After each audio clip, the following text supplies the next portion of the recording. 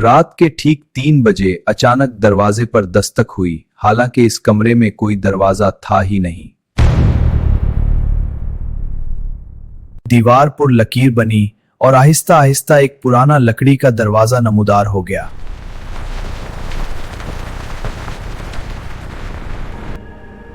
Open it.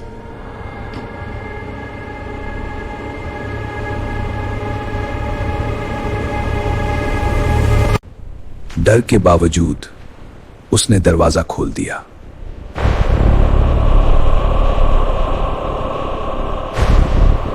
और अंधेरे में कोई खड़ा था, बिल्कुल साकित।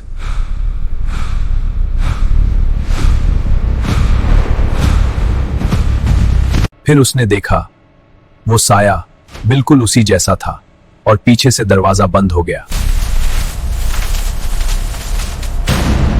अगर आप जानना चाहते हैं इस दरवाजे के पीछे क्या था तो कमेंट करें पार्ट 2। वीडियो को लाइक करें और सब्सक्राइब करना मत भूलें क्योंकि अगली बार दरवाजा आपके कमरे में भी आ सकता है।